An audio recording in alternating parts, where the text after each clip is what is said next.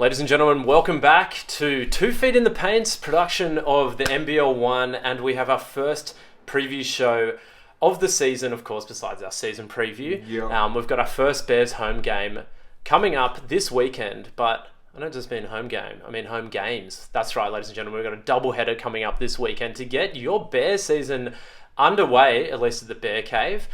We've got Manly coming up on Friday, followed by the Penrith Panthers in their debut NBL1 season, coming to the Bear Cave on Saturday. So we're here to preview all the action. I'm James Milan, and this is my co-host, Garen Cordian, and thank you to our sponsors of this broadcast, Bompolo, St Leonard's, and Earth Soul Foods. Yeah, of course, we'd like to thank our sponsors. I mean, you too, we got some bit of sponsorship for 2 Feet in the Paint, so... More to come on the way, but yeah. Yeah, things just keep getting better, ladies and gentlemen, and if you'd like to sponsor us, just let us know. It doesn't take much, just maybe a free falafel wrap every week, and yeah, we'll give you a big shout out in the broadcast. So without any further ado, Garen, let's get into the Bears preview show for the home opener this weekend.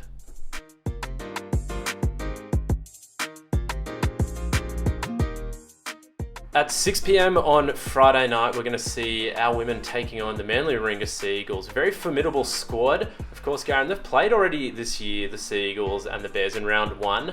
Of course, that was away over on the other side of the spit. That was a bad day for our Bears, losing 70-55, the women against Manly. In that game, Kim Hodge came to play. 21 points, 15 rebounds, as well as Zoe Miller starring with 19 points. Meanwhile, for the Bears, Garen, who stood out in that game? Yeah, Shika tried to give it all, matching up with Kim Hodge, long-time Manly vet. Yeah, it was tough, and Shika gave it all, but it was just, we fell short, 55-70, so... Yeah, and Sarah Shika with 15 points, 10 rebounds in that game. Small bright spot. The Bears really struggled with their shooting that day. You could really feel the loss of Riley Evans in that opening game. Really struggled with shooting the ball, although defensively showed some signs of life, but not good enough to get it done against a very strong Manly side.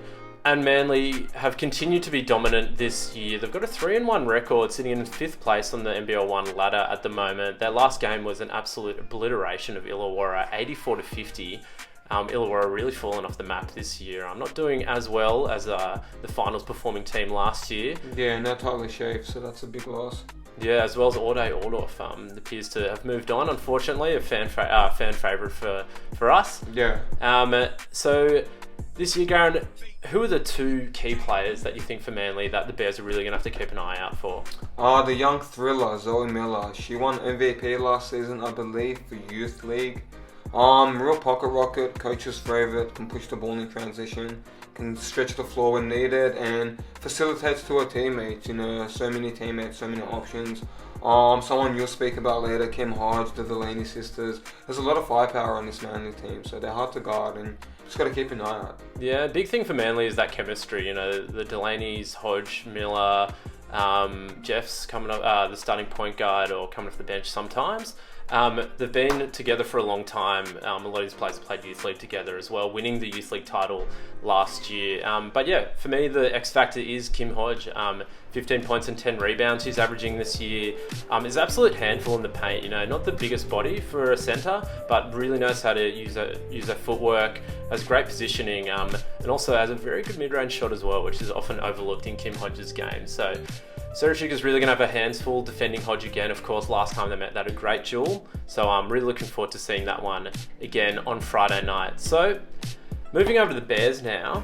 They're in 6th place, same record as Manly, 3-1. Had a great win last game against the Centre of Excellence, sneaking away with a 5-point win away. So down in Canberra, 75-70. And Garen, who stood out in that game against Centre of Excellence? Who was the X factor? Carla Pittman, 20 points, 7 rebounds, and someone who really stepped up the second half of last season when we had injuries, when they put a lot of trust in the young gun. Really stepped up and really put up points on the board, really played good defense, and someone that's going to be a huge X factor for us. Filling the shoes of Riley Evans, and is really going to prove if she can hit that outside shot on a consistent basis, that's going to be a big bonus and a big lift for this team.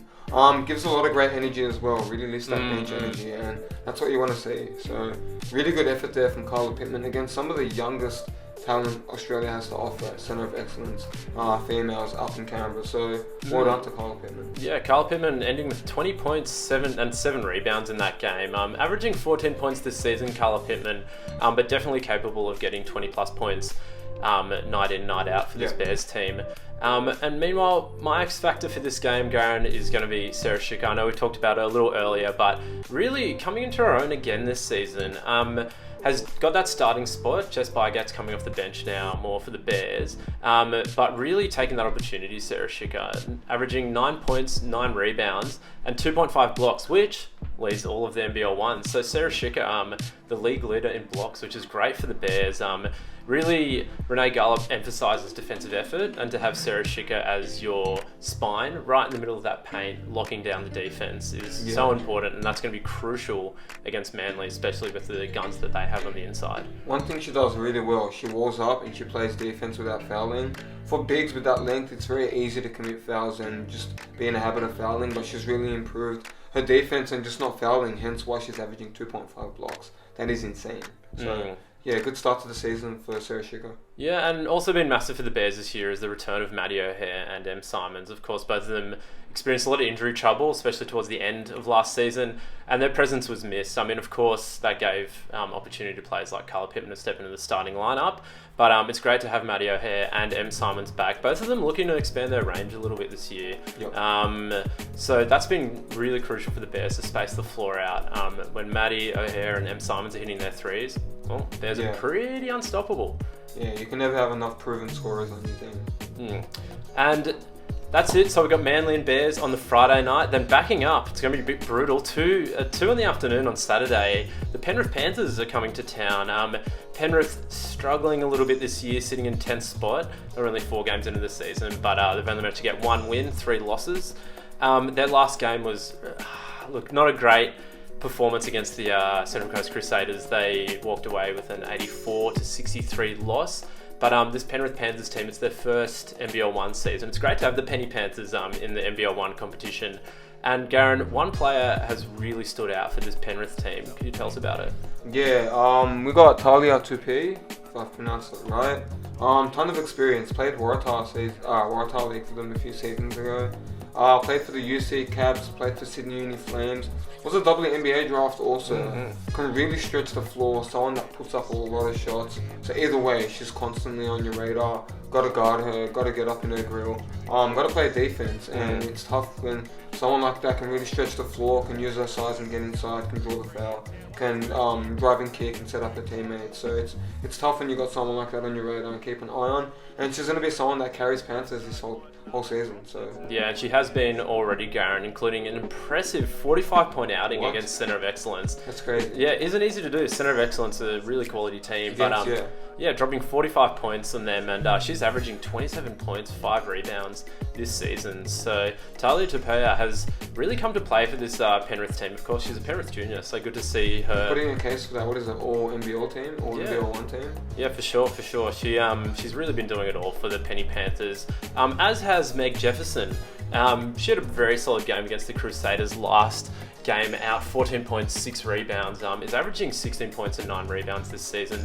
This is really a big presence on the inside for this Panthers team, but can stretch the floor out, can shoot the 3. She showed that against Centre of Excellence, getting a couple 3s there. That's what you get from a play with college experience. You know, Meg Jefferson had 3 years with Virginia, one of the top programs in the US college system, and is now playing with Hawaii. So Meg Jefferson, really one to watch out for. And again, poor old Sarah Schicker's going to have her hands full. And same with Jess Bygate on the Saturday, trying to handle that 1-2 punch of Tupeya and Jefferson. So battle of the bigs, big weekend. Yeah, big weekend coming up here at the Bear Cave. So ladies and gentlemen, make sure you tune in for those 2 games on the Friday night. On the Saturday, we'll be broadcasting those. Garen and I really happy to be back for this season of Bears basketball. Make sure you tune in, and until next time, peace out.